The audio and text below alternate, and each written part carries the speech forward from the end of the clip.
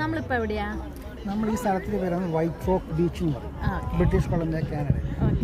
അപ്പോൾ white rock എന്നാ പേര്, പക്ഷേ ഇവിടെ വൈറ്റ് റോക്ക് ഒന്നും ഇല്ല. പക്ഷേ വി ആർ ഹാപ്പി. നീ ഹാപ്പിയാണോ? എൻ്റെ മുത്ത് ഹാപ്പിയാണോ? എനിക്ക് എൻ്റെ ഫ്രണ്ട്സിനെയും ഒക്കെ കാണിക്കാൻ ഒരു അവസരമായി. ഇതാണ് നമ്മുടെ ബീച്ച് എന്ന് പറഞ്ഞാൽ, ഇവിടെ നമ്മൾ സാധാരണ പുഴയിൽ പോവില്ലേ, അതാണ് ഇവിടുത്തെ ബീച്ച്. നല്ല വൃത്തിയായി സൂക്ഷിക്കുന്നുണ്ട്. പക്ഷേ ആ സൈഡൊന്നും നോക്കിയാൽ എന്താ വെച്ചാൽ ഇഷ്ടം നല്ല റെസ്റ്റോറൻറ്റ്സും മില്യൺസ് ഡോളേഴ്സിൻ്റെ വീടുകളൊക്കെയാണ് ഇവിടെ.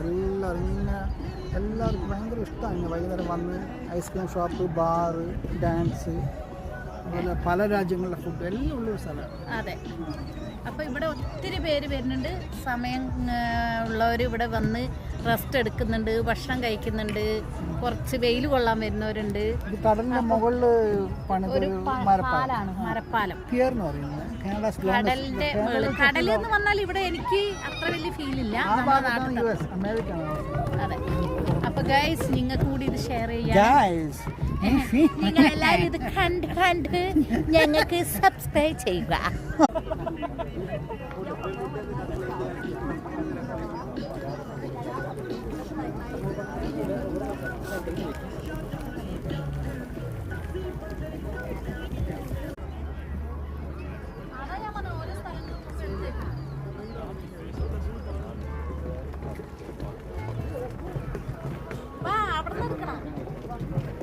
ഇങ്ങനെ നടന്ന്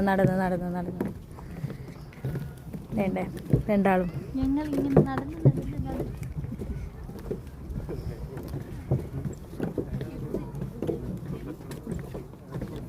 ഇതൊക്കെ എന്താ പേരുകൾ ഇങ്ങനെ എഴുതിച്ചേക്കുന്നത്? ഇത് പേരുകൾ, ഈ ബ്രിഡ്ജ് ഒരു 3-4 വർഷം മുമ്പ് ഭയങ്കര കൊടുങ്കാറ്റ് പോയിട്ട് എല്ലാം തകർന്ന് തരിപ്പണമായിപ്പോയി. അപ്പം ഗവൺമെൻറ് ജനങ്ങളോട് പറഞ്ഞ് ഡൊണേഷൻ കൊടുക്കാൻ വേണ്ടി. അപ്പോൾ എത്രയോ ആയിരക്കണക്കിന് ഡോളർ ഓരോ ആൾക്കാർ കൊടുക്കുക.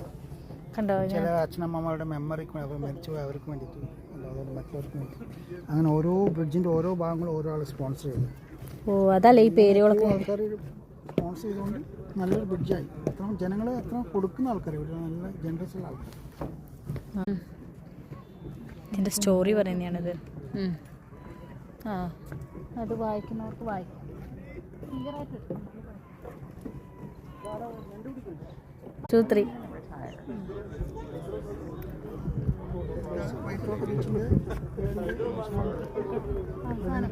അവസാനത്തെ ഭാഗം ഇഷ്ടംപോലെ വീടുകളുണ്ടെങ്കിൽ ബീച്ച് സൈഡിൽ നിൽക്കാൻ അവർക്കെല്ലാം ഭയങ്കര ഇഷ്ടമാണ്.